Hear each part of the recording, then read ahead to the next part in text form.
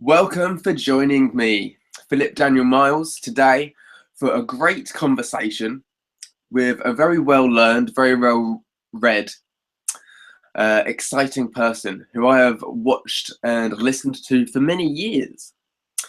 He has a wealth of information about astrology, theology, cosmology, and our natural science of our health, what's going on with our anatomy. So I'm very proud to present Santos bonacci. Thank you for joining me. Thanks, Phil. Thank you very much, brother. Thank you. How are you doing today? Have you had a good day? Yeah, pretty good. Did a lot of work on the property today. We've got permaculture here, and I've got some couple of loads of soil and really good topsoil, and doing some permaculture. Did a radio show in Portuguese this morning on syncretism. That's been going good. The Portuguese from Brazil in particular are very interested in syncretism now. And since I released a show on Rahu, the true cause of the eclipses, yeah, they've been accepting or having hangouts once a week, and that's two different groups in Brazil, so that's good. I haven't really, yeah, I've only done that you managed to get your message out there in so many different languages. It's so important, and you've obviously learned and studied how to put all of this information out there for so many different types of people. Yeah, so when I learned languages when I was a teenager, I learned a quick system to learn many languages, and in particular the Latin sister languages, French, Portuguese, Italian, and Spanish. And I grew up speaking an Italian dialect, Calabrese. And so having English and Calabrese, the two languages I grew up with, and then later learning Spanish, Italian, then Portuguese, then French. And then, of course, I did Greek and Japanese and a couple of others, but not extensively. So these ones at various levels I speak in. And so I learned how to learn these languages very quickly, because I realized the interconnectedness of all languages through my studies, and knowing that most of these languages from Europe are Latin sister languages. So English is considered a sister language to Latin. Okay. And so, yeah, and so I learned many techniques. For instance, I'll share some with you. Brilliant, thank you. Because I have said in my presentations in the past that I have a technique whereby I can teach 1,000 words in 10 minutes in another language to you, or in many languages. So, for instance, in English we have the ending, the T-O-N, T-I-O-N. Okay, so we will have, say, nation, okay, nation, congregation, etc. In Italian, that's Z-I-O-N-E, and you say that like a T-S, zione. So I can now say nation in Italian because I know how to pronounce that ending in Italian, and many, many, many other words. So all I have to do is nail that, zione. It's very easy. And so I've got the Italian word for nation. Very clever. I've also got the French word for nation.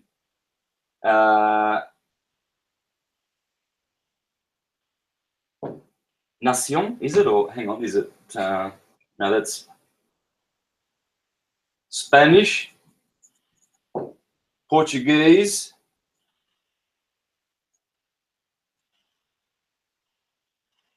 so you've got nation, so you've got nation, nazione, nation, nación, nação. So you Wow. nail the Portuguese são. That's set like an S. And your nasal, that's a nasal, like your ing is a nasal, and ong, as in song and sing. These are not, you don't pronounce this final G, right? This is a nasal, song, almost. So that's what this is, okay, like that ending there. Nação, nación, that's in Spanish. In Latin America, that's nación, that's like an S. But in Spanish, it's nación. So you need to master that. Okay. French is nation, nazione. Nazione. Okay, so let me hear you say Italian, nation in Italian. Nazione. French? Nation. Nation. Nation. Nation. And I have to check this. I think that might be a C. I'm very embarrassed here because I haven't done French for years. Spanish? I don't know how to do the dialect. I mean, I'm not sure if the others were any good, but I put the Spanish one may be appalling. We'll give it a go. Can you first go for it, please, Santos? Nación. Nación. Yeah. And nação. Okay, another one.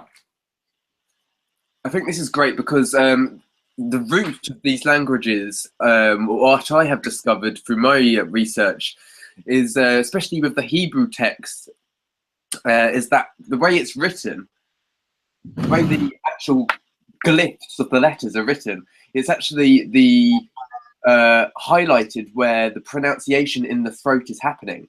So it's like the anatomy of the throat is actually the glyph of each letter as it's pronunciated and highlighted. Do you know what I'm trying to get at, Santos?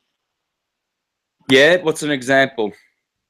I actually don't know any of the language myself. I just researched that. So maybe you can actually bring this forth for people, bring it into illumination. Yeah, we'll see. Are you talking about the... you broke up a little bit there, so I wasn't sure what you were... Well, I felt like it was two things. The English language was maybe the introduction of vowels, and it's vowels which are vowel to L, and that's what creates. But with the ancient language of Hebrew, which was originally used for the Hindis and in ancient Afghanistan and ancient India, maybe, before when it was Vedic, the Vedas, and they would use guttural sounds which were coming from their throat, which would create their reality and create their word a lot easier. Yes, yes. There's certain sounds and phonetics of certain races and nations actually also harmonize with their characteristics. See? Really? Yeah, so, you know, the romantic Italian is romantic. The poetic French attracts poets and artists. The intellectual English is very scientific and in information age language. Greek will stir up the passions because you can hear the passion in the language. It's very it's syntax and it's what's the word?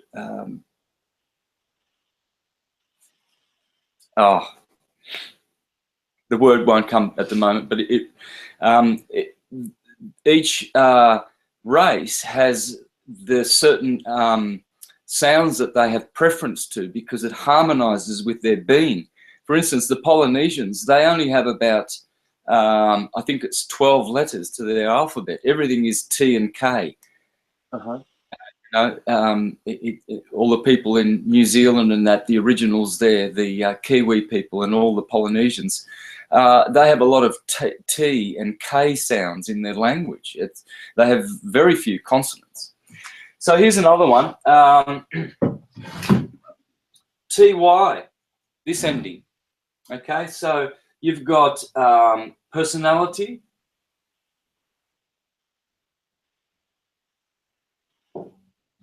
Well, in Italian, this becomes ta, personalità.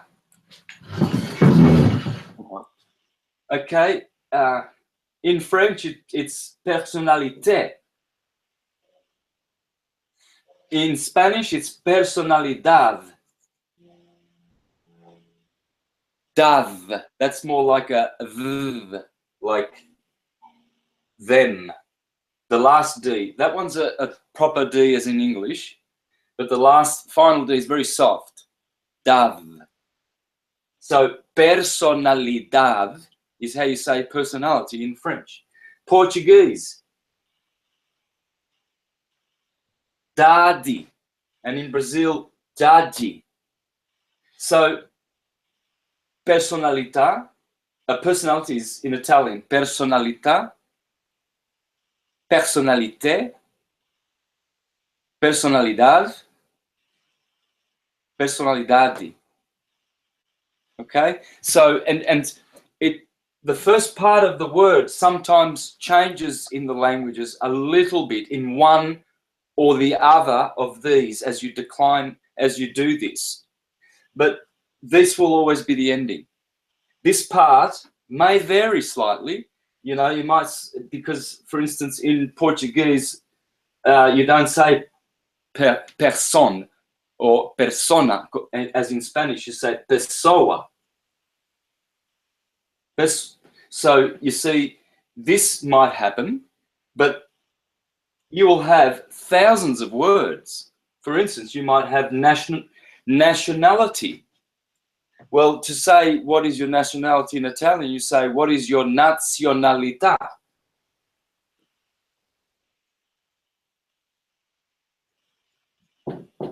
Just remember the Z, the T there for national becomes a Z.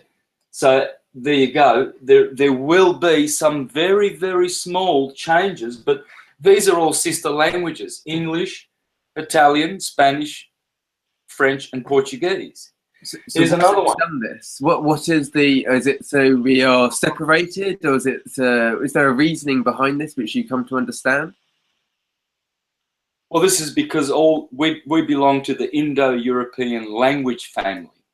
It's a family, and so as I teach in my presentations, all is atum, and the original language of the universe is atomic, hence etymology.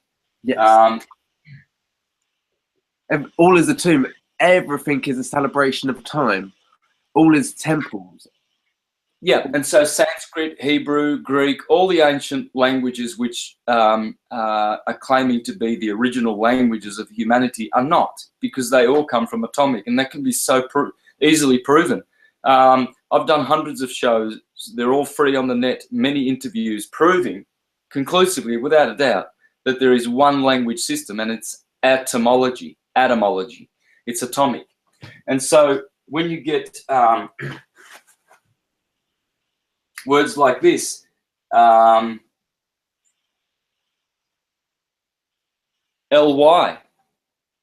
any words that end in ly in Italian will end like this.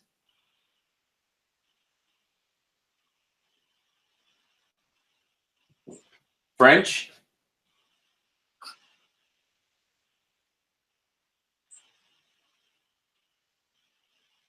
in Spanish, and the same in Portuguese.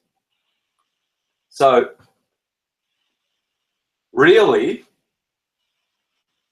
becomes realmente. Realmente, you don't pronounce the T. And this is named réellement.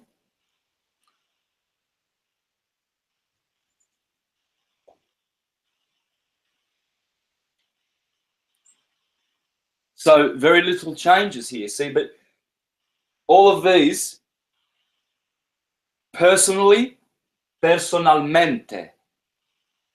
So if I say in Italian, io, me, io personalmente, I'm saying I personally, you see, and you'll hear that, you'll go to Italy and you'll be hearing this mente all the time at the end of words. And basically they're just giving you an adjective, and you're not connecting because you don't realize that when someone says realmente, you can't hear quickly and you can't shift gear and transcribe or translate quickly, you see. And this is the art of learning languages, when you learn to see the interconnectedness of all things. That's how I learn.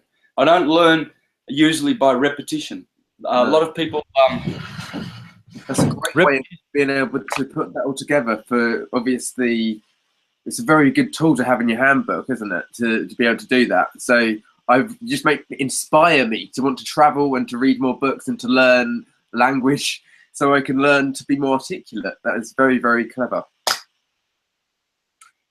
Yeah, so there's hundreds of those techniques, and you can actually master a language by just switching endings and learning all the various endings, because the roots of the words will always be consistent throughout your language family, the Indo-European family.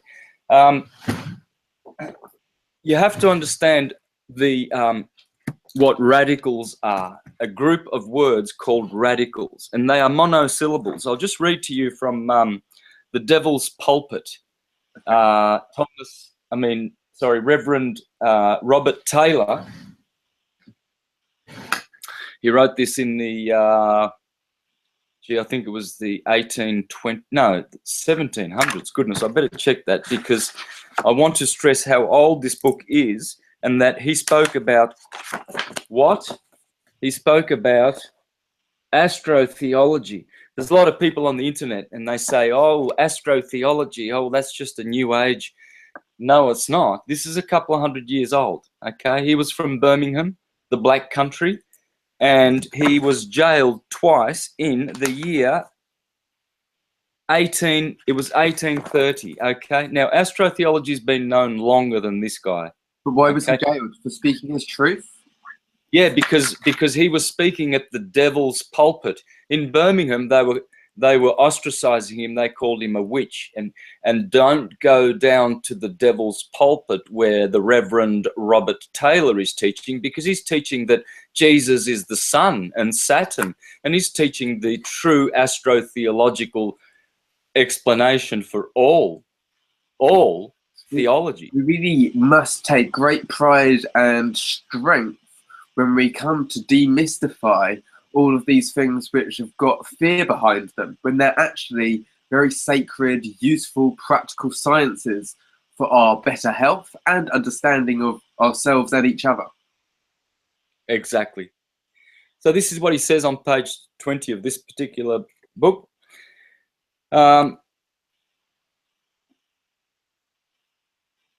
Radicals, hence arises the large and very extensive class of words called radicals, that is, words which are the roots and bases of innumerable varieties of language, but which, when analysed, are found to be essentially the same and of the same signification in all the languages of the earth. And these you have the advantage of learning, as you learn the general chords and principles of music by your ear, by hearing me repeat to you, as is my custom, all the different languages through which the text on which I treat has been derived. These radicals are always monosyllables. They never require more than 3 letters and may often be expressed by 2 or only 1. Hence, the earliest of most ancient languages of men are all monosyllabic, and all the combinations found with them are merely grammatical and artificial variations of the sound, but not of the sense, and have been introduced in much later times, especially poetically and tastefully, but oftener to hide and conceal the original source whence they were derived. So learning this, and learning also from the great master Alvin Boyd Kuhn about language and radicals, I set about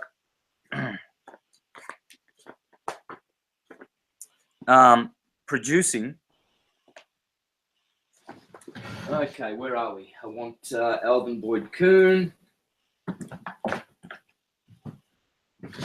So the original source from which they were derived from. That's what's very interesting.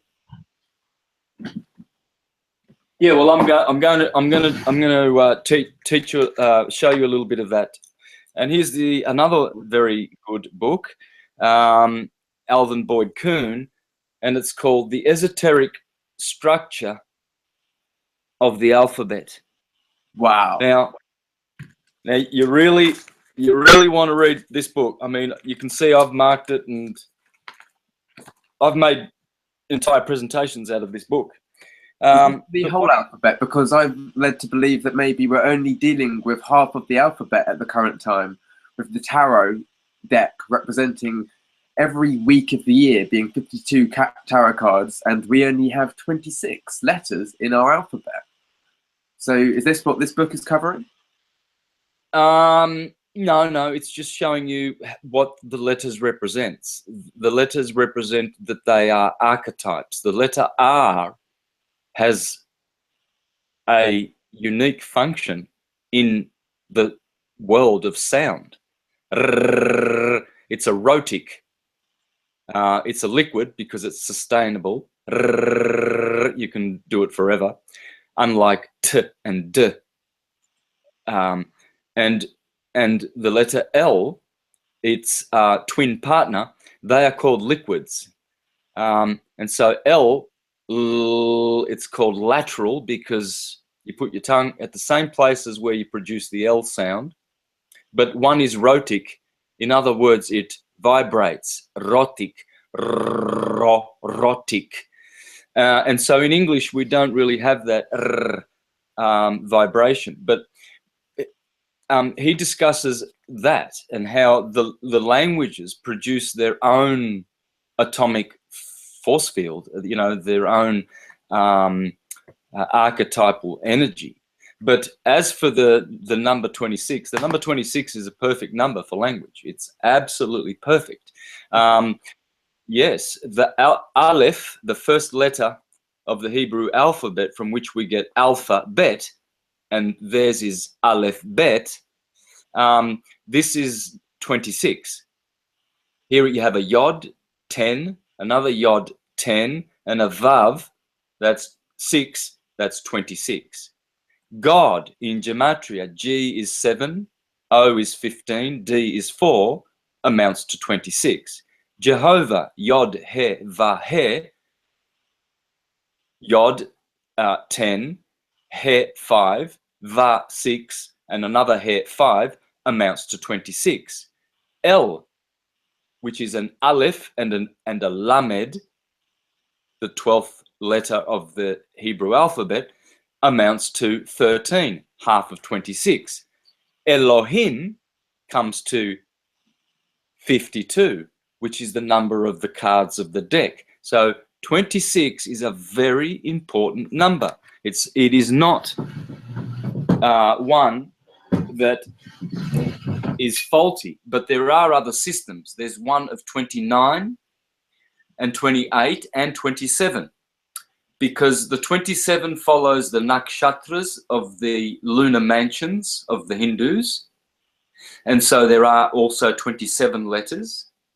But in the West, we have 28 lunar mansions, and so those lunar mansions, which means 13 degrees along the ecliptic, there are 28 13-degree slots along the ecliptic. Those are the houses of the moon. So we can see that the sun and the moon are playing in the alphabet. And then, of course, 29 is the Hebrew alphabet. They have a 22-letter alphabet. They also have a 29-letter alphabet.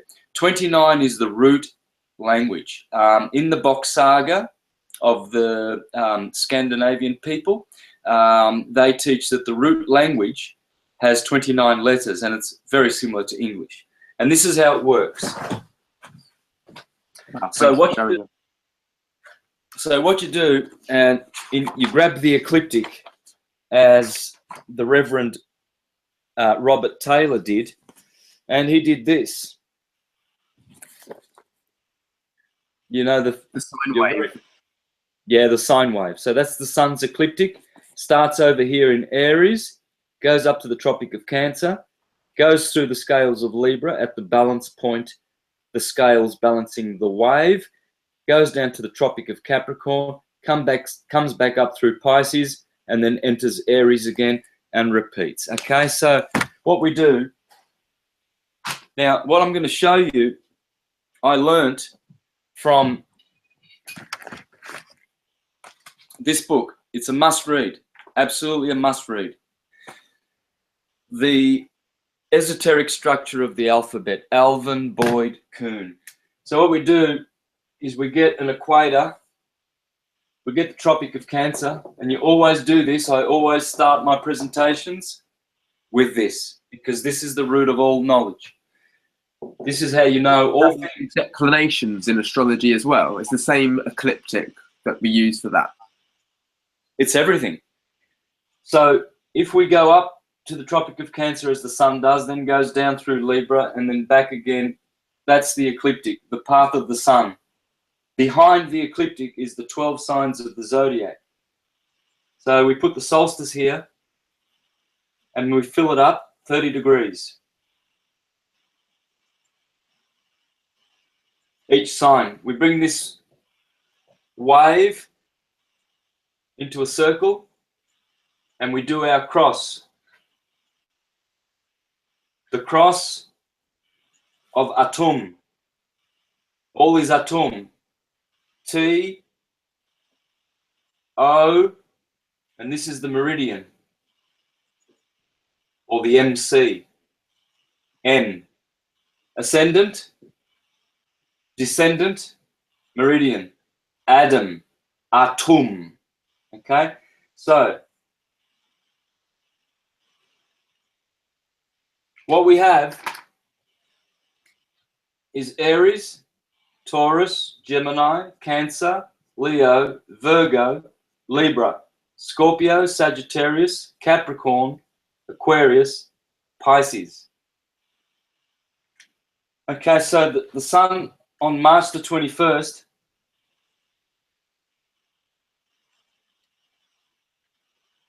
at the equinox, September 21st, June 21st, December 21st. These are the tropical points.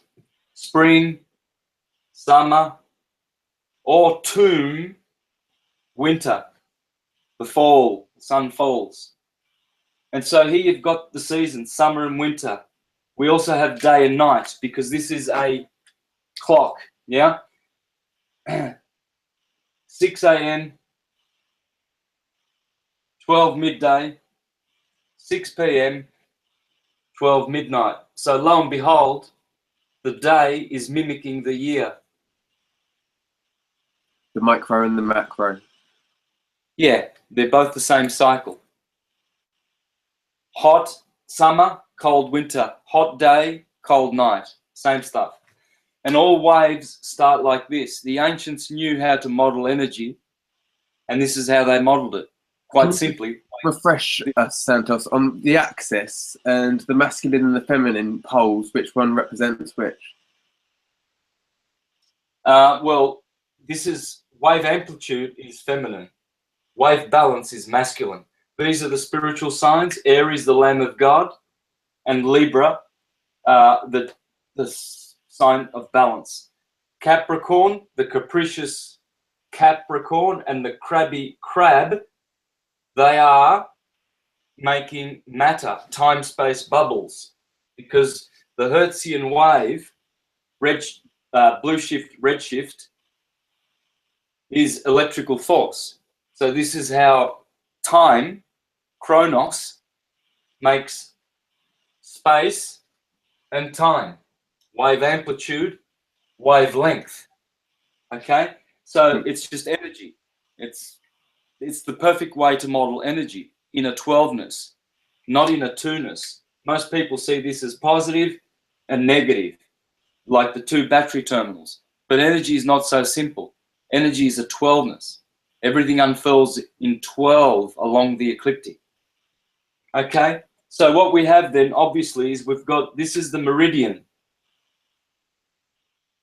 This line here. Everything that side of the meridian is anti-meridian, AM.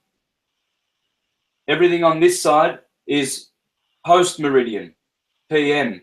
So you've got 12 PM, 1, 2, 3, 4, 5, 6, 7, 8, 9, 10, 12 midnight. AM. AM starts, anti-meridian, before the meridian.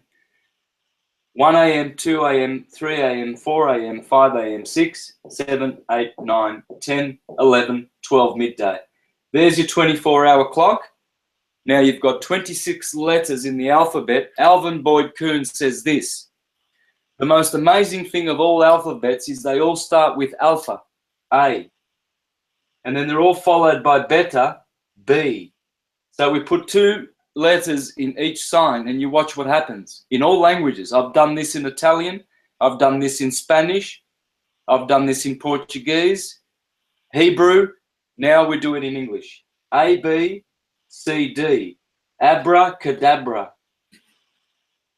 E, F. Now since we have 26 letters, we're going to exclude 2 letters. G. G, the 7th letter we put here. E, F, G, H, H, I, J, K, L, M, N, O, P, Q, R, S. T goes down here. St. Tom's Day, the 21st of December. Who was St. Tom and what's his relevance? Well, this is Tom. Tom. Tom. And of course, yeah, Tom here, St. Thomas Day here, St. Thomas's feast up here. This is the month of Tammuz in the Jewish system. This is Thomas. Thomas means twin. That's the twin. That's the twin. It's the equinox, and it's beautiful. I really, really love how you brought this to life. Thank you. Yeah, and of course, this is the Taurus field. Yeah, we know that. Okay? Everything comes out of the center. Aries is always coming out of here and going that way. So if you wanted to do it in dualistic, you'd have Aries here and Aries here, and you'd go around this way. Cancer. Is the toroidal field, which is everything. All atoms are tombs. All is a tomb. All is a torus field. So this is the science of everything. Yes. Yes, it is. Yes, this is the atom and the torus field. As the energy, the magnetic energy extrapolates in a phi ratio extrapolation, the energy comes from 0 point counter space, and it is divergent centrifugal. Reaches wave amplitude. In the middle of the torus is Hyperborea, yes? The counter space, you say? Yeah, Hyperborea. L and R are interchangeable. Becomes hyperbole.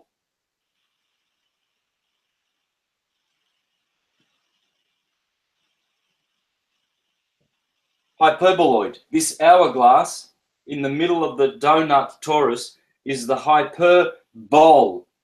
Bole is arbol, the tree. This is the Yggdrasil tree in the middle of the garden. Here we have the flat earth plane. This line here in astrology, this line here is called the line of the earth, or the line of truth. This is the line of the meridian. And so in the plane of inertia, the plane of inertia. That the planet of Eartha, the plane of inertia. So this is the inertial, Centrifugal divergent rays, as they reach wave amplitude, centrifugally diverging, and then reach wavelength, they cross over and they repeat in the inverse, and they become centripetal convergent. And so this is magnetic flux. This is how everything works. And the language works like this. All languages work like this. Q, R, S, T, U, V, W, X, Y, and Z. And all of this harmonizes, all of these letters harmonize with the astrological signs and the planets that rule them, and the elements and the modality, cardinal, fixed, mutable, with every single letter here. Okay, so what I'm going to do is I'm going to show you how that works, how language works. Ab is the same as AP. April. April is always in Aries, the lamb of April. Apri means to open. Abra la puerta in Spanish. Abra. Abril. April. Because everything opens with these two letters. Abracadabra. You see, this is the opening light of God force. Those letters are all God archetypes. Ether, God, Brahma, both, bi, binary. This is the word of two. Bet in Hebrew means two, both. C is clarity, light. And here you have the Pleiades of Taurus, where light comes. And Dalet, the door, the death of the earth sign Taurus, and the number 4. And generates the word death. But abracadabra, meaning I create with spoken word.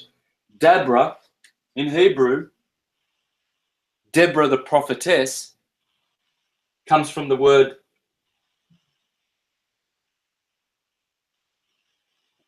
daber. That's the same as abra, daber, because you open your mouth. In Spanish, the same word is daberu, to speak. In Hebrew, daber, to speak. So what Alvin Boyd Kuhn says is, he says, you always draw a circle and you always put A at, he says to put it at the top, and then you will always find that the middle letter is always M, the 13th letter. In every alphabet, M is always the middle. And you always have LMN in a row. So what you've got here is you've got affirmative, positive, and here you've got negative. Quite conveniently, the N starts the lower hemisphere of negative. Negative comes from Naga. You get the word Negro.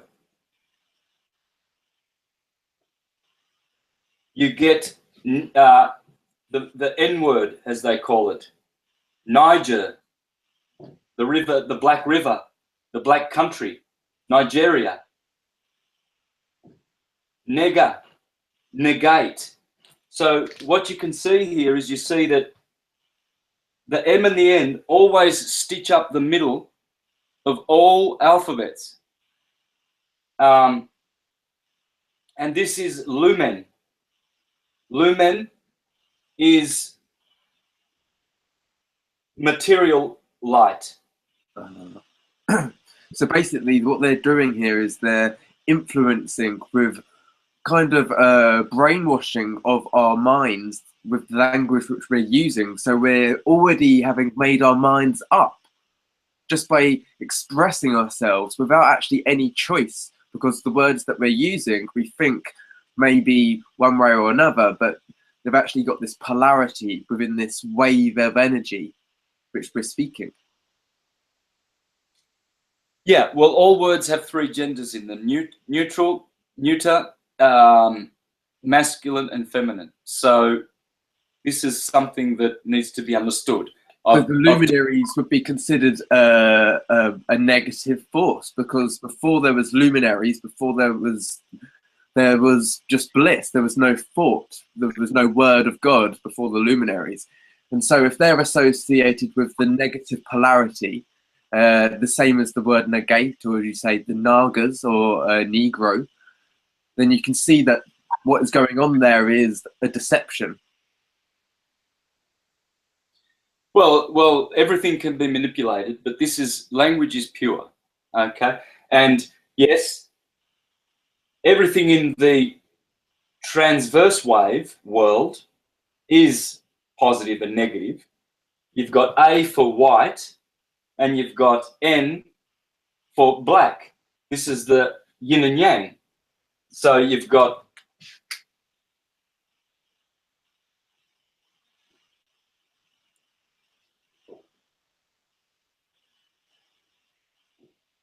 So what you've got is you've got the white of day, of summer, and the black, negro, of the dark part of the day. And the alphabet is structured thusly, white and black. And so positive and negative, but it's not really negative. Black light is actually positive. Yeah, they flip over. That's the fear, the dark wisdom, when you go within, that's where the wisdom truly is. Yeah, they're two lights. They're always working together, black and white.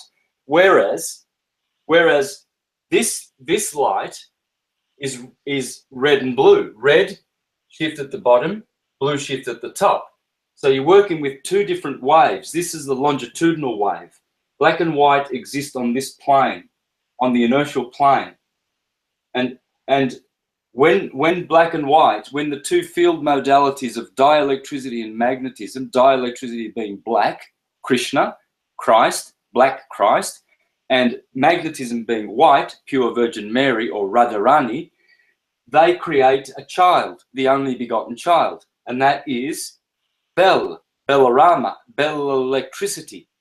You see, this is the bell. Plane. They create the physical plane by having that charge, by having that torsion between the two, between the light and the dark. That polarity creates what is physical, what is our experience. Yes, in the space-time world, but on this world of counter space where our causal spiritual self dwells eternally, it's unconditioned. We don't have this condition. This is a condition. This is a state. Okay, so this is conditioned existence, but this wave describes the pulse of the longitudinal wave, because this is the pulse, whereas the red and blue yin and yang that you see on the Korean flag, that's red shift, blue shift, red pill, red blood, blue blood, etc., etc. Roses are red, violets are blue. Republicans are red, Democrats are blue. The blue pill, the red pill. You know, so that is that wave. And then these letters, they just unfurl as you go in there. Okay, so as you come along, let's have a look. We've got the Ram, Aries. Well, that's Abram, the father. Ab, to open, up, April, opening, is the same as Abram. So Ab means father. Of course, the father is in Aries. This is the mother. Taurus, Venus rules here. And then Mars is the ruler of Aries, and that's the Ran. Mars backwards is Ran, Ma. Okay, and Adam in Hebrew is Ma'adim, which means Mars. So Mars is red, and Adam means red man. Okay, so again, you've got the Ma mean the abbreviation Ma means to bring slow upheaval, a bit like rust as well. Yeah, it is. color of rust. Rust is red. So then you come to here and you get, this is Taurus. And of course, I was going to stress that you've got three types of light. You've got the abracadabra light, the opening, April light of spring and daytime morning hours. Then you've got the lumen, where you've got Virgo here, and she is Mary. The glyph for Virgo is an M and a Y, because it's Mary. Maria. Virgo is Rhea. Maria. And Rhea was the consort of Kronos. Okay, Saturn. Well, this is where you get Virgo being Rhea or Maria, Mary, M-Y, the glyph for Scorpio. She's the one who provides the bread of the harvest every year. So she gives you the cereals. Cereals. She's the one who makes the bread. So it's the time of bread and wine currently then? Yeah. Rhea. She's in the cereals. Okay. Now, and she is the lumen, which is mundane light. Lux is divine light. Spiritual light, magnetic, electrical light, mundane light, creating time-space, space-time, lumen. And so you've got this quality of morning light, you've got setting light, and then you've got the third light, which is dark light. And that is Q-R-S-T-U. Well, why is it that every alphabet has the name Christ in it? So you've got Q, R, S, T, U, V, W, X, Y, Z. Cristo. And Cristo, that is the dark light of this section of the ecliptic where Saturn begins his rulership in Capricorn and Aquarius. This is the winter, midnight. You see? He starts his reign. Sorry, the crystal is, I like you to see that it's coming up in the genitive area. The crystal, the Christ oil is appearing in the sign of Scorpio there. Yes, where a fucus is. You see, so P is a letter of a fucus. Okay, I'm going to go through here and I'm going to show you how the letters must harmonize with the sign, the element, fire, earth, air, and water, the modality, the ruler of each of these signs, as in Mars, Venus, Mercury, Moon, Sun, Mercury, Venus, Mars, Jupiter, Saturn, Jupiter. Okay, so I'm not just going to go around and show how it connects with all the signs. We're going to go around and around and around and around and around forever, and you'll see how these letters, the 26 letters of the Latin language and the English language, all set in this structure, always, is astrological, and it can never be any other way. It harmonizes with the dynamics and the archetypes that are on the ecliptic. Have a look at the word archetype. Well, that would be arch. These are degrees of arch, degrees of arc. You see? And a type is what this is. It's typology. That's why you can tell Virgoans, you can pick them from Leos. You can pick Leos from Cancerians. And why are astrologers so good at this? And people say, oh, that's because they're from the devil and the demons are giving them that information. No, it's a science. This is archetype, arch, energy. And so So what we get in the letters crest is rest. The word rest. This is where the light rests. This is why you have RST right there, stopping at this point. This is the rest point. Then the U is where everything makes a U-turn and starts going back up. This is all in here, guys, okay? This is pretty much ripped off this book, how he shows that the letters of each alphabet of every nation are stitched onto the ecliptic and always follow each other in this order. Because this is abkadefki, the science of abracadabra. I create with sound, the logos, the astrologos, astrology. So at the bottom you've got the S, and we raise the kundalini snake up that spinal column when we are savouring our sacred creational oil. Yes, yes. Thank you. I'm sorry to interrupt so many times, Santos. It's just you deliver so much great information. I have so many questions, but I'll try and keep it zipped as best I can.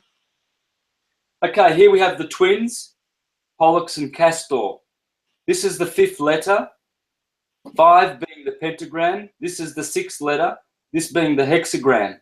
This is making the DNA, the bonds of the DNA. They are hexes and pents, or serpents, the serpent in the Garden of Eden. The serpent, the hexes and the pents that bond your DNA,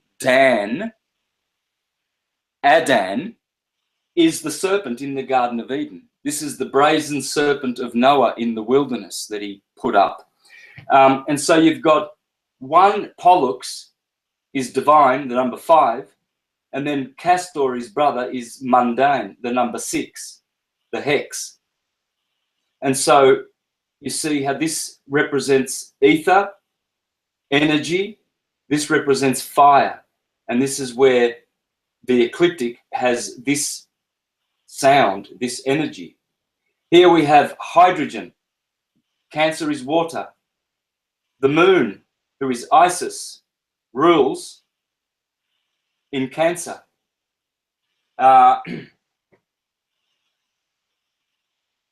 The G, why is the G up here? Well, this is gamos. This is the G. Gamos means marriage, as in polygamy or monogamous. Let's be monogamous, shall we? But gamos means bringing together. It's a marriage, okay? And basically the sign of Cancer is Cancer. Another way of saying Cancer is Cana. And this is the marriage festival of Cana, where Jesus turned water into wine, because the water of summer causes the sun, Bacchus, Adonis, Dionysius, to produce wine as the grapes get matured and pressed in the scales, the wine press of Libra, where the wine and the bread season, the bread and the wine, hence Leonardo da Vinci put Jesus in the middle of the table. He had 6 disciples clustered in 3s on his right and 6 on his left. And you see this.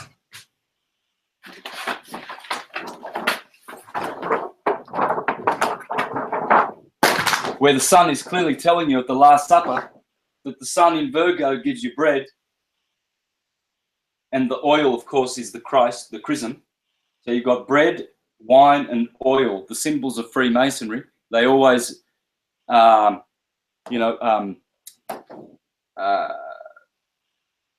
what's the word, when they open a building, they have their grand openings, and they pour, when they start building, they pour oil on the stuff. Yeah. Okay, so here you see clearly that you see this is the spring season. You see Aries, Taurus, and you see Gemini with his hands up. Now, why would you be putting your hands up? Because that's the twins. Okay, and you see Libra over here, the scales of Libra, arms out wide. Leonardo da Vinci knew that the sun at the Last Supper is dividing his table and all his disciples, 6 to his left and 6 to his right, He's giving them bread and wine because this is the Last Supper. Because at this point, here the full moon in Virgo is called the harvest moon. Here in Libra, the full moon is called the hunting moon. So you've got harvesting and no food in the winter, therefore you go hunting. Okay, here we come to July, and the sun rules here. That's Jesus. K, the king. That's the sun. He's always been Jesus, the lion king of the tribe of Judah, July. Okay, the J, June, July is always here. The king. This is the king of the ecliptic. There is no other savage beast of the jungle along the ecliptic. The lamb is humble. The cow is domesticated. The twins are playing forever. The crab is not a wild beast. She's a good virgin.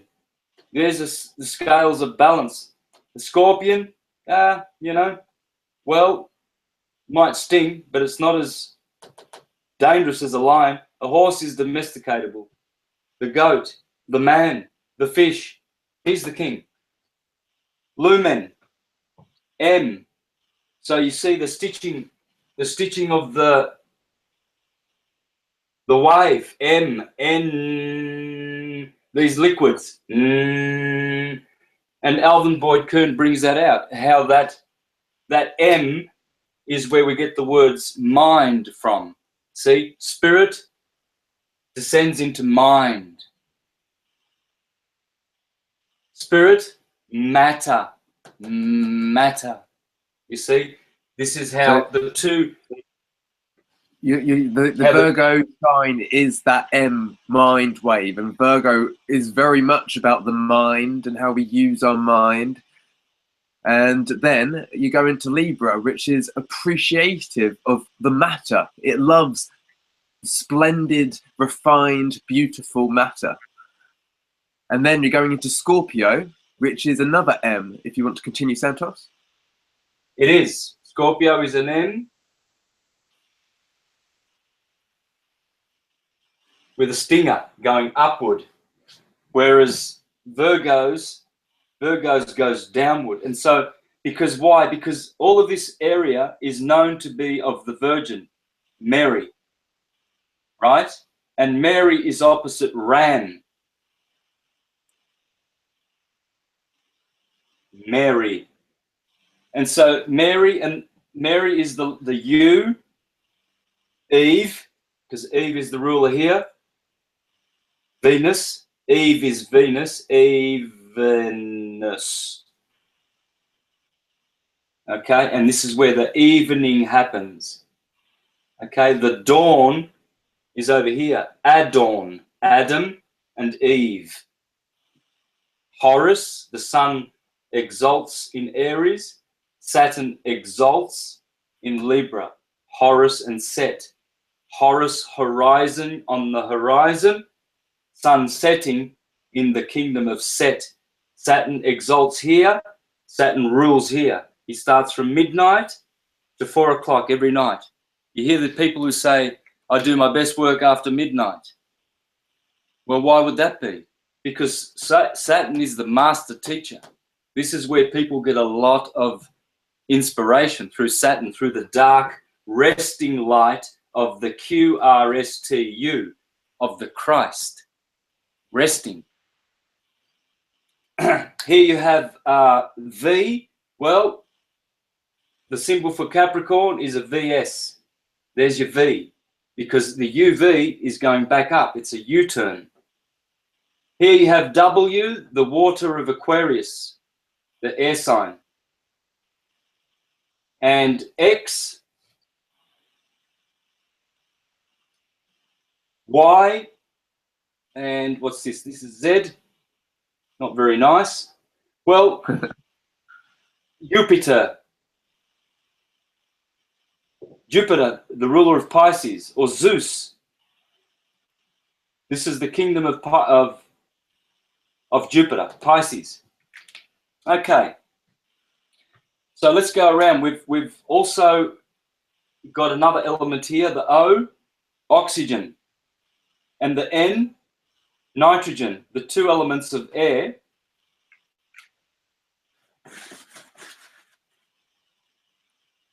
Libra is an air sign, and you've got the N and the O. Nitrogen is 78% of air, oxygen is 20%. Together, they make the element of air. Okay, so that's fantastic. Just you can see that the truth in the science speaking for itself, how you lay it out, and it's just really is irrefutable. It's absolutely irrefutable. Everything here, if we go around and around and around, see, it's getting messy now. So I'll do another one in a minute and start again, so we can put fresh information in there.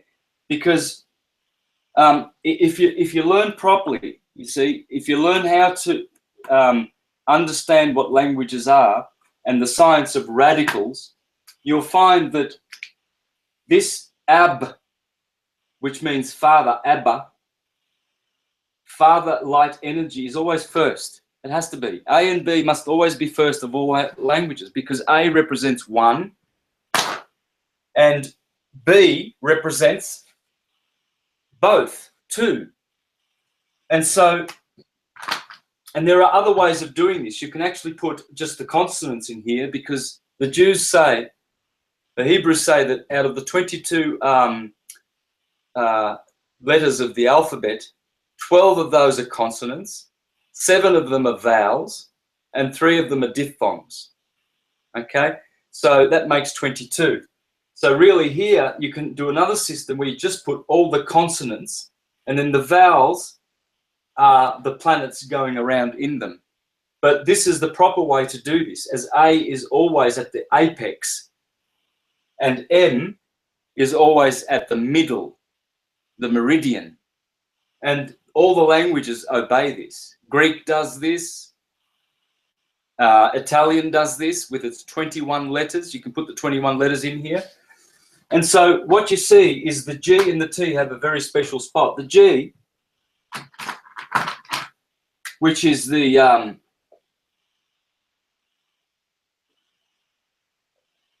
see, the gamos is the coming together of the sun and the ecliptic. It's a marriage made in heaven. See, so when the Freemasons give you their fancy little G here like that and pretend to be all so clever, see, it's the 7th letter, but when you go around the alphabet twice, it's the 33rd, you see. And see, what they're telling you is that completion, the marriage made in heaven of the Lamb and the bride, is at the 33rd vertebrae, at the top here. When you raise the Christ fluids and it crosses the medulla oblongata with the vagus nerve, that's the crossing point. The vagus nerve crosses at the top of the medulla oblongata and forms a cross. When the oil, the Christ, reascends back to where it came from, more purified through the chakras, it's right at the point where the 33rd bone holding up the skull of the spinal column, called Atlas. Interesting, Atlas holding up the globe. You see, this is the dome. It's not the globe. It's actually a dome. This is where Copernicus and all the Copernican heliocentrists. Atlas is the heart of the map, and the atlas spreads out from the center, being this dome. Yeah. And so this is the number of initiation. This is the age when Jesus dies, God, on the cross. And the cross is in the skull, in the dome, okay? The sacred oil, which we've risen through our patience and practice, through living a healthy life. Yes. Yes, the virtue we live is in all areas, whether it's just food, all of our habits are to be sublimated. As you say, food, diet, and how angry we can get. If we can channel our emotions and our anger to be concise and not like a ton of bricks falling down, but an actual creative energy of change. All of these kind of practices, which are sacred practices, that's how we raise this energy back up. Have you got any words and advice for how we make this part of our regime, how we can stick to this and practice this better? Well, yes, and I do a lot of that in my presentations. And so mostly the arts of yoga and meditation are very important, because these arts, through this practice and breathing, we can still our transverse mind of thinking, polarity, duality thinking, and we can go into the stillness. Meditation brings you into that 0 point where there's none of this and none of that going on. There's just the 0 point. And so what we're doing there is we're finding our oneness. And so the only way to unify is by doing that. Chief is meditation and yoga, really. But the other thing is, apart from meditation and yoga, we've got many health modalities like barefoot walking, grounding, solar gazing, drinking purified water. A lot of distilled water is good too for detoxing. So as you detox the body, you're actually, if you get the pH scale, you got 1 to 14. Funny about that, isn't it? 1 to 14, huh? And 7 is in the middle. Just as Libra, the 7th sign, is in the middle. It's very dark in here, isn't it? That's all right. We can see the screen quite well. We're all familiar that you have a beautiful face. It would be nice to see more of it, but we can see what you're presenting, which is the main thing. Well, what they've got is redshift, acid on this end, and at the blue end, they've got alkaline.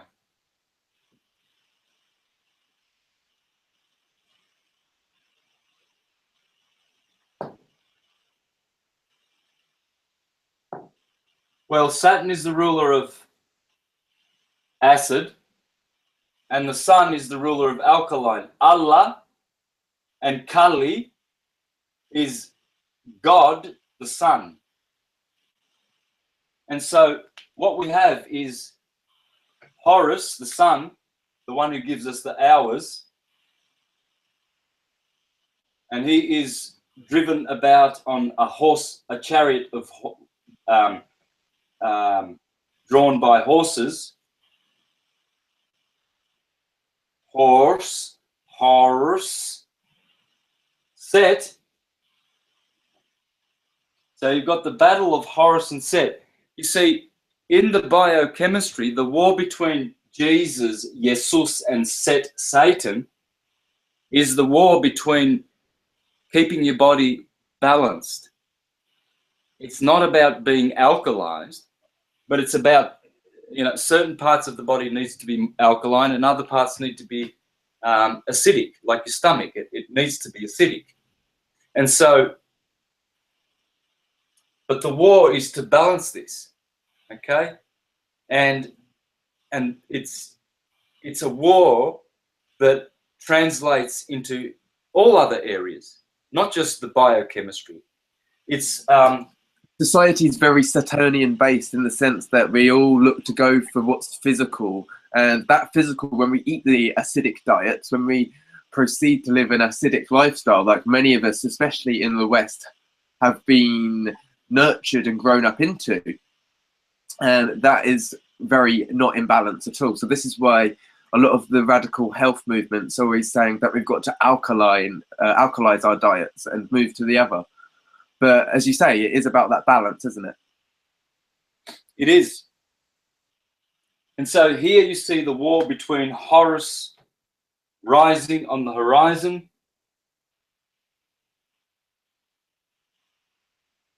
Mars being the ruler, Sun exalting. So you've got 2 planets here. This is the domicile ruler. This is the exalter, Horus on the horizon, and Set. And so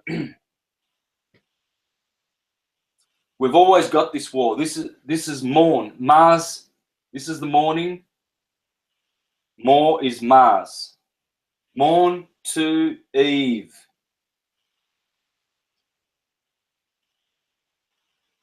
Even. Here is the point of even. 1/2 that way, 1/2 this way. Okay, or evening. But it's also the 7th sign. What's Eve doing? And the word even in the number 7. Kidneys. Yeah, exactly. The 2 kidneys, the yin kidney and the yang kidney. That's the scales of Libra. Of course, here is the head of the man. So if we get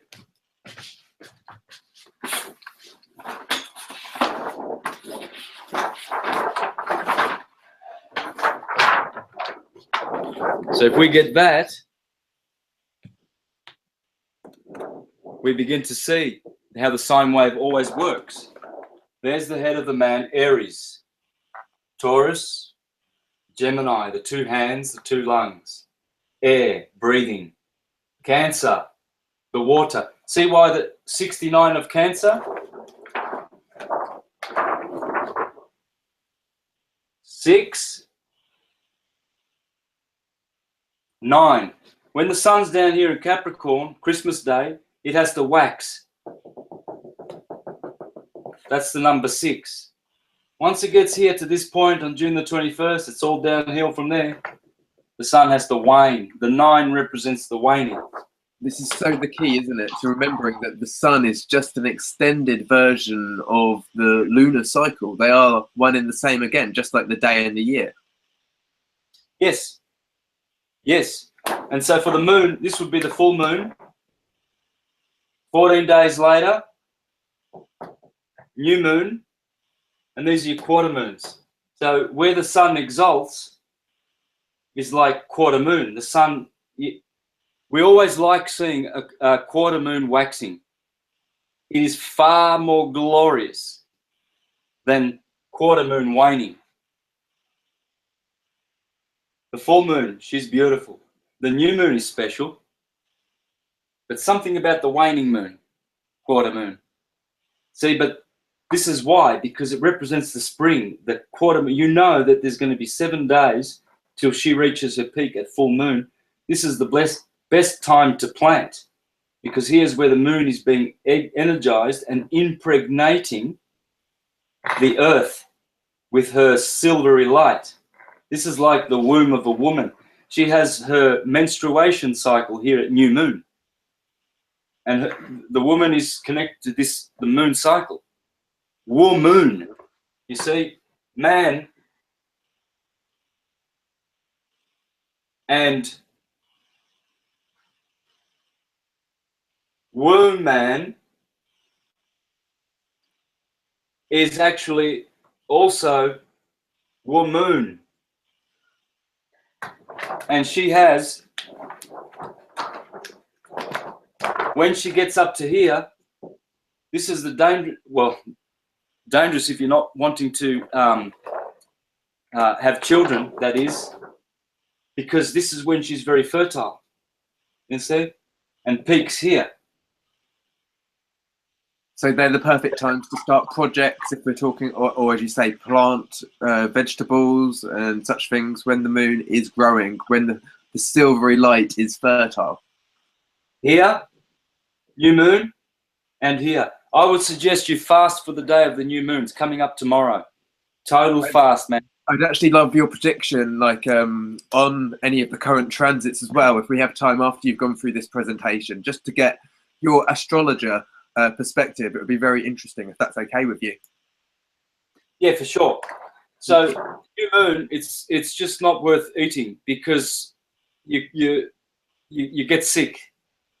You really do. This is the time to fast. Fasting is not about it's not about something like a ritual that has no basis in anything natural. There's a reason why and let go of any of the actual crap. Literally shit it out, and also be receptive to any messages coming through that dark, wise point in the cycle. Yes, and so these points in particular, these will be the best points for doing things that you want to. At the new moon, this is when you rethink and assess your life, and you know, sit down and spend a day fasting and thinking. It's a Sabbath. It's a holy Sabbath. It's called Kodesh, the new moon, according to the Jews. It's very sacred. And then you plan. You make your wishes and your desires known, and you make lots of new beginnings at this point here, because the moon, she will give you 14 days of beautiful waxing, and some of those 13 full moons during the year, some are better and stronger than others, depending on different aspects. The moon she might be waning one month, but she might have, you know, a lot of bad conjunctions, so you'll miss out on a lot of that goodness. But other times, if the moon is undisturbed and aspecting well with planets as she's waxing, oh, it's just a glorious time. You always cut your hair when the moon is waxing. You never cut your hair after a full moon, because it won't grow. You see? And this is the same thing with eating when it's a new moon. You're not going to digest, you're just creating acidity. That's the time to let your body rest, cleanse, fast, because the moon is fasting. You can't see the moon at the new moon. You know, again, why is that? Why can't you see the moon for 2.5 days when the moon is always conjunct the sun at the new moon? Well, it just goes to show that the moon's light is overcome by the sun's, because the moon is not a rock. It's luminous, as all the geocentric astrologers like Ptolemy have taught us. So this is the problem. I come to little thinkings recently, thinking that yes, the moon, self-luminary, and I was thinking, obviously, it conjuncts the sun in the sky every new moon, and thus we don't see it, because it's a bit like a fairy light being overcome by a whole magnificent big light. Obviously, you can't see a fairy light when you turn the actual lights in a room on. However, I came to another idea as well after watching a video by Wakey Wakey, and he is a great astrologer and flat earth cosmologer as well. And he was expressing that maybe the moon eats itself, like in its cycle, as it wanes, it eats itself like a gestation period. And so there is actually no new moon.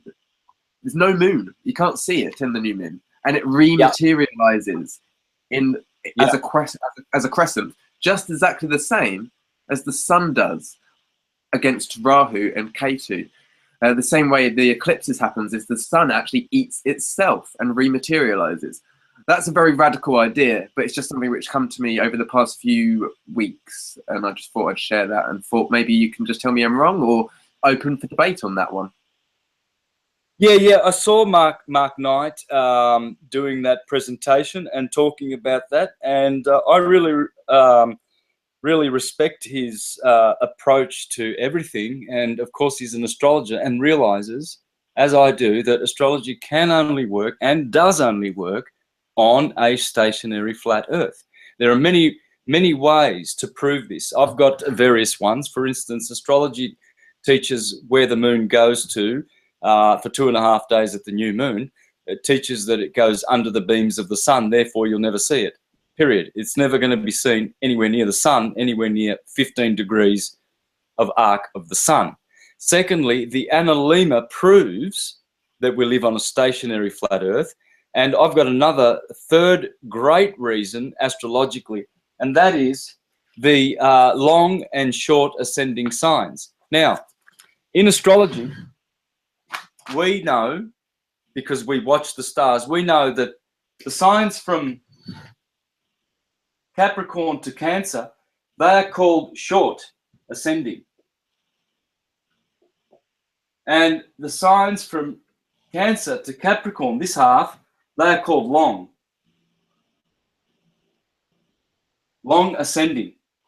Now, these signs, when you're looking at the east and you're watching the signs come up, you'll notice that some come up quicker. They rise faster. So Libra, for instance, Libra is the slowest. It takes about 2.5 or 2 hours to 40 minutes to rise. You're watching Libra and just, the scales are so slow. Slow. Scorpio, slow. You know, this side is slow rising, and yet Aries is fast. And it's typical of Arians, where we are very, very fast. And Aries rises in about 1.5 hours. And so you see all these signs, they're going chung, chung, chung, chung. They're rising quickly. Hence, in the Placidus house system, it accounts for this. And some astrologers call it refraction of the horizons, but it's not. It is the fact that the stars are local. How can, if the stars are trillions and trillions of light years away and they all occupy 30 degrees in the sphere of the universe along the ecliptic, how can some rise faster than others?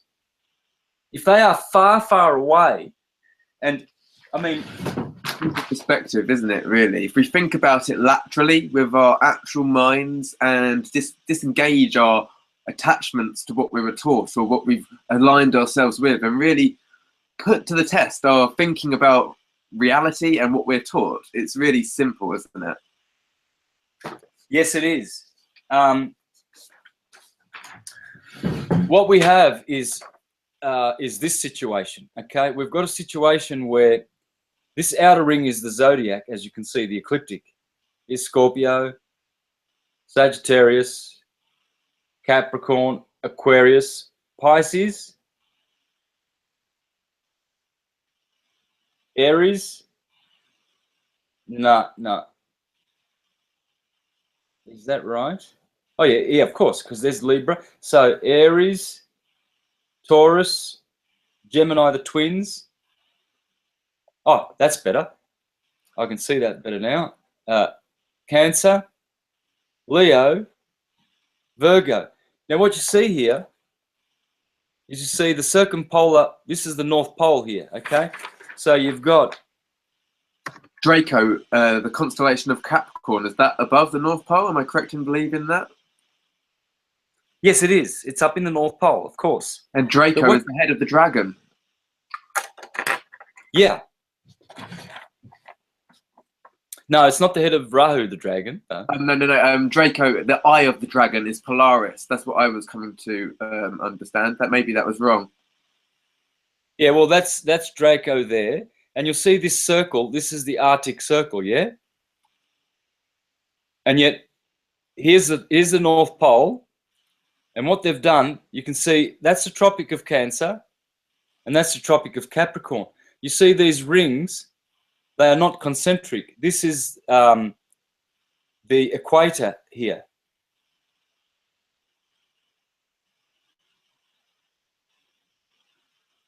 Right? And so, all right, let me show you what. So it's kind of elliptical, the equator with the constellation, as with the firmament, with the edge of the tent, if you will, because we look at this as a tent. And somebody made a great point the other day when I was looking at something about a planetarium. When they bring a planetarium into schools, they sit everybody on the floor, and we all look up at the presentation of the constellations. And they have never ever had it that the constellations are presented in any other format but looking up at a dome. Very interesting, that. Yes, good point. Good point. So what we have is, if we do that, and we do the Arctic Circle, then we've got the Tropic of Cancer, then the equator, and we should have made that. Well, what I'll do is I'll make this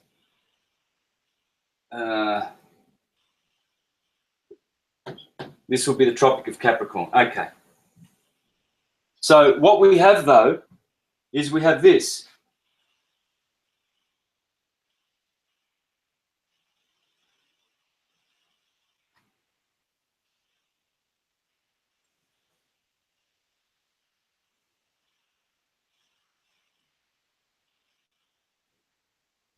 That's what the zodiac's doing. So you've got Cancer over here, and you've got Capricorn over here. So the zodiac... And the zodiac is the course of the sun, yes? It's the ecliptic. Well, it's where the ecliptic is. The ecliptic is in here. The Milky Way, if you will, is the ecliptic. It's the journey of the sun through the seasons, which goes across our sky, and that's circular format. Yep. Aries is here. Libra is here. These are the tropical points. These are the solstices. Now, this is the same in whether you're going with a... This is actually designed for a globe model. This is not a flat Earth model, but it's exactly the same because this is how it is. So if we're going to do a flat Earth, we've got Antarctica out here, okay? So what's going on is this. It's very interesting. So this, of course, would be the North Pole. Arctic Circle will be here, sorry. That's Tropic of Cancer is the first, then the equator, and then the Tropic of Capricorn. So you see how this zodiac belt going from Cancer to Capricorn is offset. It's not concentric. Okay, so if it were concentric, it would go straight over the equator here. This circle would just move over to here, and it would fit perfectly on the equator, but it's not. And that's how it gets to go from Cancer and then down to Capricorn. But this is the point. What they're saying is, so this is the North Pole, and so America will be here, just north of the Tropic of Cancer. Australia is down here, below the equator. Where's England? Okay, so is it yes. nearer that other bit? Sorry? Can you put England on there to give me a bit of reference as well, please? Well, I'm not actually making... I'm just, not doing it accurately. I'm just showing you that you've got... America will be inside the Tropic of Cancer. Australia will be out in what we call the Southern Hemisphere. Everything outside of this circle here, the equator,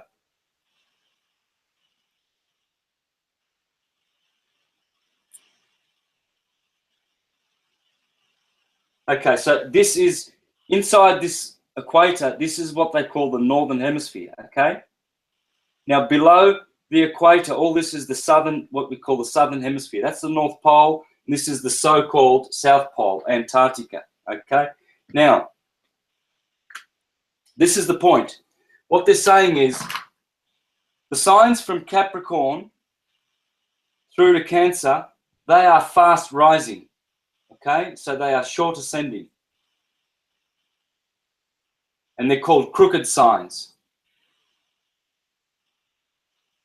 Because in the north, Aries comes up like this on a very crooked angle.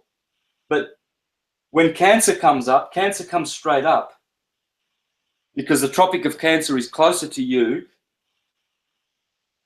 The Tropic of Cancer is closer to the people in the Northern Hemisphere. Hence, Cancer rises straight up like this. But Aries is crooked. And all of these signs, they're crooked. And these are straight. All right. Now, how can that be? You can understand them being crooked and straight. That's understandable. But how can they rise faster or shorter than other signs when they are trillions of light years away? So here's the star and here's the Earth over here.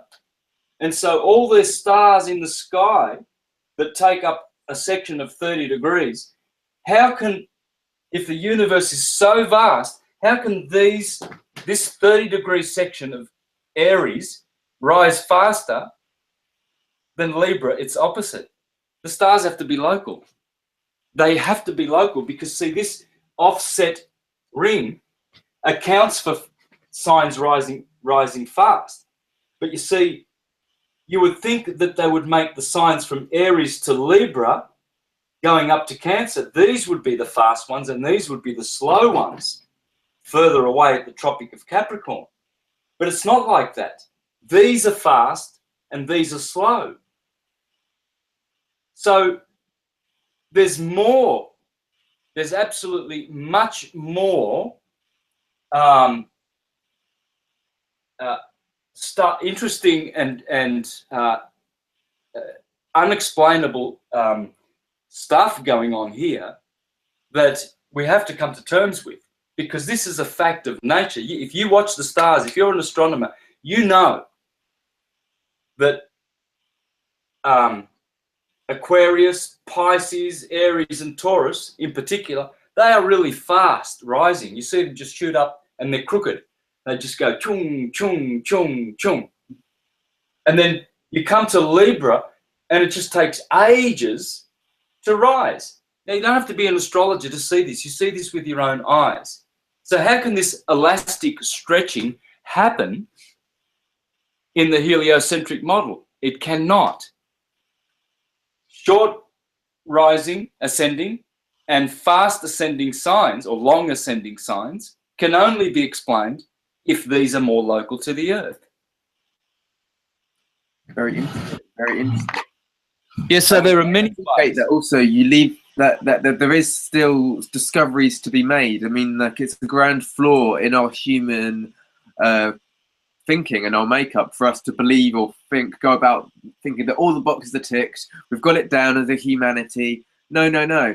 We do have some great sciences that explain a lot of good things, but there's still lots of mysteries and stones to be overturned and things that can be come together. I mean, we can actually understand our cosmology and astrology to a greater degree if we can get everybody on board to understand this is the most sacred and authentic science that we've got, because the brain power and the collective investment in seeing that can really establish a broader understanding of it. Would you agree? Oh yeah, absolutely. Once people start to master the simple basics of astrology, then the world starts opening up. Then they start to realize that what they're looking at throughout the universe is waves, polarized energy vibrations. Some have a big wave amplitude, some have a long wavelength, and they're all different, and they all dance together in various harmonies, and they all come together and make molecules. We call them molecules because it's a coming together of torus fields of various shapes and vibrations and sizes and colors. And as they entangle with each other and dance with each other, they make, they come together to make forms, which is in their code, in their DNA, and they obey it as they manifest in the world from the nowhere. Solids and the elements. Yeah. Yep. I'll just get a drink. Yeah, of course. You've been delivering so much great information. There's so many different directions to go because you are so articulate. You've got so much wisdom to share. I think we'll have to invite you back to have another conversation in a couple of weeks, if that's all right.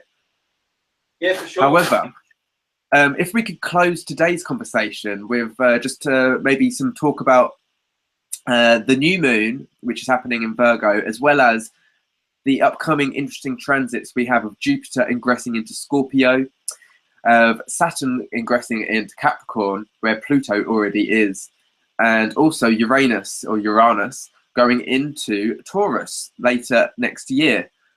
Because I think they're very interesting, and I think that these are bringing around shifts in how we're ingesting truth as a society, how we're accepting each other, and how we're sharing spiritual wisdom and going within to find more acceptance and allowing each other to share their own personal truths, so we can come up with a richer tapestry to work from. Yes, so what's Jupiter doing? He's moving into, transiting into Scorpio, yeah? He is indeed, that's in October, the beginning of October. And it is Saturn going into Capricorn after 3 years in Sagittarius. And also Uranus in May going into Taurus, which is very exciting, I think. Well, Saturn going home, he's been waiting to return to his home Capricorn for, well, 26, 27 years, I guess. So that's going to be good. That'll be good for Saturn in Aquarius, will be good for achieving material greatness. What do you think about the restructure of the banks and all of the society structures which haven't been serving people? That's what I see coming about when people really get deeply emotionally invested into the truth of what is going on in this world, the deception. Yeah, well, Saturn will bring back. Pluto's already there, causing transformation in Capricorn in the political arena. Saturn will settle that down. Good things will come from Saturn in Capricorn, and also after that in Aquarius. So we've got 5 years ahead of good Saturn. It's the best possible. I've got Saturn in Aquarius in my chart, and I was born in '63 when Saturn was in Aquarius. So I'm coming to my return in 5 years. When so Saturn, maybe you can see a rise to prominence as a teacher of the futuristic, holistic teachings. Well, it's the 10th sign. It's the sign of completion. A lot of people will complete a lot of material things that haven't been completed. Politics, a lot of stuff in politics will iron out and sort itself out, because everything gets done properly when Saturn's in Capricorn. Saturn is not peregrine anymore. He is in his practical house, the house of masonry. I build, I use. Capricorn is earthy, practical, political. It's the king. It's where we get our sovereignty. Saturn in Capricorn represents the sovereignty of the king. He's now home, domiciled. He is like a king in his fortress, in his castle. So, and Scorpio will bring generate a lot of creativity, a lot of art, a lot of esoteric knowledge as well. Scorpio goes deep. It's a deep sign. It's a sexual energy sign. So again, great for relationships. Jupiter in Scorpio. Uranus in Taurus. I've been enjoying Uranus in my sign, Aries, for 7 years. He entered in March of 2011 on the day of the Japanese tsunami. That's a very prominent day indeed. I remember that specifically for my personal life. It was a great day for new beginnings as well.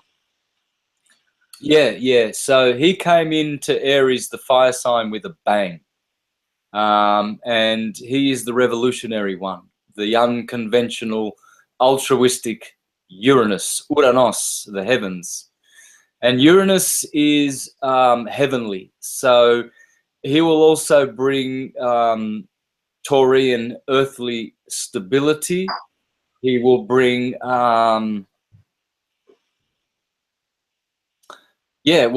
Taurus is opposite Scorpio, and Taurus is the rock. It also has to do with, earthy things and political themes and money and wealth. It's the cash cow. I see lots of money being made from holistic therapies through lots of new vineyards being made for healthy eating, and maybe lots of more practical yoga classes being, I know that's all the rage at the moment, but really making a foundation for where this can be growing healthy ways of being throughout society in a very futuristic manner. So allowing technology to refine these things and stabilize nutrition and holistic health for each of us. Yeah. Well, again, I mean, that's what the zodiac is all good for.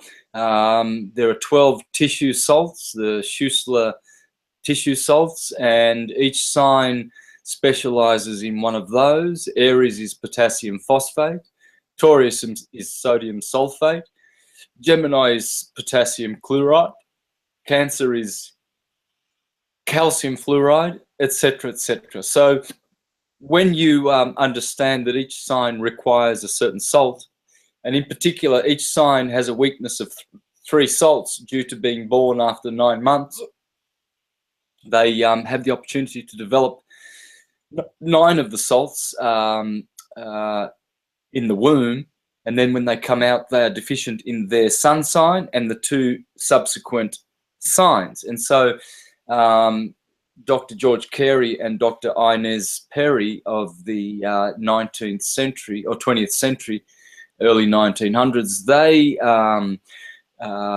administered the salts in such a manner as to give all the signs their salt and the 2 signs thereafter, and they improved the health of countless people. They looked at the chart to see where weaknesses are. For instance, if I get a chart, and in my chart readings, I provide medical astrology and information about which salts are lacking in the body. With this particular person, you can see they are Aquarian, and so they require the Aquarius salt of sodium chloride. Pisces and Aries, and lucky for them, because this person's Aquarius is very afflicted. The Sun conjunct Mercury retrograde there. No, he's not retrograding. Is receiving a very red, very dangerous redshift opposition coming from Uranus up here, and so they would definitely need a lot of salt, sodium chloride, and they would need magnesium iron phosphate for Pisces and potassium phosphate for Aries. But I would suggest that they take that looks like it's in Gemini. I mean in Sagittarius. So that there, that's the Sagittarius one. They would need silica for Sagittarius, magnesium phosphate for Leo, the heart. They need to strengthen their heart there. There must be a few issues with this person. Indigestion, Virgo, intestines. The salt there is potassium sulfate. And they would need also the Gemini salt here, with Mars in Gemini. See, this is a grand cross. Yeah, I see that. So this person's needing to balance out quite a lot of different energies for them personally. And by using the alchemy of the science of the salvation, all the different salts available through each sign, they can really bring balance to their experience and live a more harmonious life. Is that what you're saying? Because it sounds very interesting and valuable, this information which you know. Yeah, well, it is, because you can balance your health by using these salts. I have them with me all the time. So I take all 12, but I focus on the ones that I'm weak in, which are potassium phosphate. And I take the brand Martin and Pleasance here in Australia. It's a spray, so I will just... Cool. You say that also you get 9 of them when you're actually in the womb of your mother, because you spend 9 months, 9 of the 12 months of the zodiac in the gestation cycle in the womb. And so I've heard very often that that the first 3 months of a baby's life in modern practice in the holistic field that they also like to keep it as another gestation cycle. Those 3 months are kept in dark rooms. You don't want to take your baby out. You don't want to take it to a hospital to be born or anything like that. You want to keep it very much like it's still in the womb. Is that still because it's still processing its own alchemy? And obviously that's why you have to introduce those particular 3 different salts into our diets. Yeah, well, yes, because the child receives and develops all the salts in the mother's womb. It's taken from the mother's placenta, etc., the mother's food, the mother's body, and the child is nourished. And of course, Dr. Schussler, who discovered these 12 salts, he studied the cremated remains of humans and animals and found consistently that all the dust of the cremated remains consisted of these 12 salts. And so then in the next century, George Carey took it a step further, and because of being an astrologer and both, I think he was a homeopath, he put the 2 together. And of course, we have now a science. Yeah, which homeopathy is very grand, isn't it? It's very technical, and I think that's what these are the kinds of things which will come and rise into prominence through this Uranus in Taurus. Yes, medicines and healing and the holy cow. Yeah, healing and great wealth. It's a lucky sign. It's a cash cow. And so Taurus brings wealth. It's the second sign, doubling is wealth. Well, all of that cash that the big pharma have been hoarding, I like to think that people can come together and network under their own umbrellas, and maybe we can have all of that cash cow come to people who deserve it, have done their own research, who really want to share health and love. Good point. Good point. Exactly. Well, oh my God, it's been such a really fantastic conversation. And I know that we could go on for hours, but I don't want to drain you and I don't want to drain the viewers. So it would just be great if we can do this again, maybe in a couple of weeks or something like that, if you're interested. Yep, for sure. Well, thank you for sharing your evening time with us and your great information, because it's a lot to digest. I know I'll be rewatching this and studying the material you shared. And I just wish that you have a blessed evening and enjoy the new moon and your fast period and whatever you have planned. Yeah, for sure. Thank you, Philip. Omnia vincit veritas. Thank you, and we'll see you in a couple of weeks. In Lakesh. Namaste. Thank you. Namaste. Bye, brother.